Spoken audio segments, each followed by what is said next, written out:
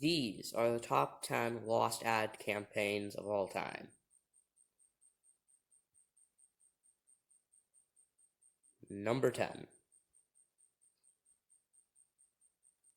Action Blast is an American informational variety television series produced by the toy company Hasbro and Tango Pick that aired exclusively on the G4 network between January and December 2006. The hour-long daily program was an attempt by Hasbro to secure television placement for their shows, as they had issues maintaining a consistent run on other broadcasters at the time. Action Blast featured edited versions of Hasbro's library content, with shorts from many shows like Kaiju Big Battle, as you can see here in a very strange clip, and Dr. Physics. Due to the series being paid programming, the episodes were presented with no commercial breaks, and only the G4 channel identifications came at the half-hour mark. It is not known how many Action Blast episodes were produced, and the series has never been re-released after its episode on G4, although a promotional DVD was handed out at San Diego Comic-Con 2006. Number 9. Hot Dog TV was a series of 1-minute interstitial shorts featuring hot dog puppets from one of the Henson Company's own stage shows, Stuffed and Strung, which originated from City Kids. It was directed by Patrick Bristow along with Brian Henson in the early episodes. The series ran on Cartoon Network in summer of 2010. It has not aired or been released since. Very little is known about this show, apart from the fact that 12 episodes of it were made. Number 8.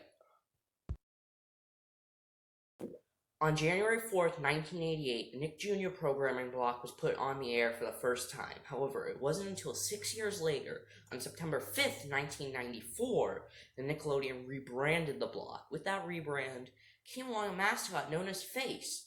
Face was a bumper that would appear between shows to say what was up next. In 2003, Face was given a redesign which gave him eyebrows, bigger eyes, and a different mouth. The redesign was panned and criticized by many viewers.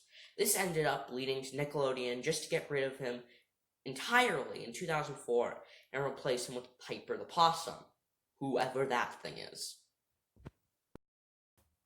Number 7.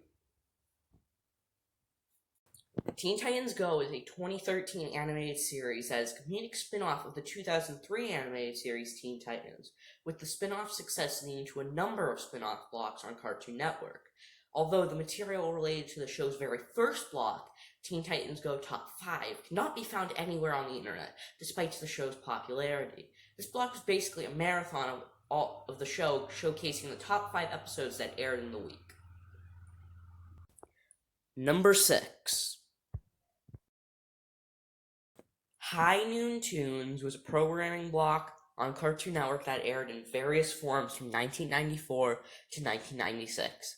The show was made by Matt Thompson and Adam Reed, who would host a show using cowboy hand puppets named Haas and Little Joe, a pun on names of characters from Bonanza. All that exists of High Noon Tunes online is a few videos on YouTube, mostly being essentially the same promo from the Quick Draw McGraw episode. Also, according to an article in Atlanta magazine, Matt and Adam were usually drunk while working on the show, and even set a prop spaceship on fire while drunk. Good job, you two. Number 5. On February 9, 2003, Cartoon Network aired the NBA AllStar Slam Marathon from 12 to 6 p.m., which also featured 13 interviews with NBA players telling the viewers about their favorite Cartoon Network characters, and introduced some of the best cartoons featuring those characters that aired throughout the marathon, all leading up to the tip-off of the 2003 NBA All-Star Game on its sister network, TNT. So far, 5 out of the 13 listed interviews have currently resurfaced.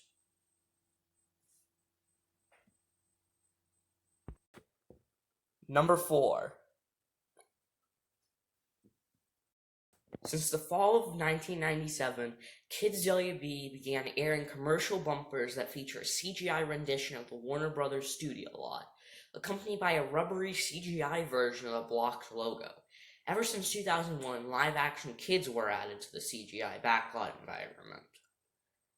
because we definitely needed that. While a pretty vast selection of these bumpers exist online in some form, there are still others that are pretty hard to find to this day. Missing bumpers include ones that aired around 1999 to 2000, as well as a select few from 2001. Number 3.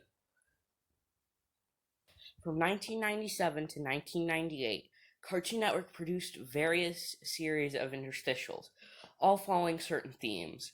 One of these series was entitled Cartoon Network Responds, which featured supposed letters and emails from fans of the network. The letter is often responded to in a cynical or mean way, occasionally making fun of cartoons themselves. The interstitial started airing around early 1997 and lasted into the early Powerhouse era. Many of the interstitials were produced, and some remain on YouTube, but many have not been put up yet. Approximately half are alive today, 7 to be exact. Number 2. Not to be confused with Mr. Rogers' Neighborhood, Mr. Roger was a 1986 series of animated shorts about a man who always tried to catch a ride on the subway, but some silly obstacle would prevent him from reaching his destination. Commonly aired on the Children's Channel in the UK and parts of Europe, as well as on CBC in Canada.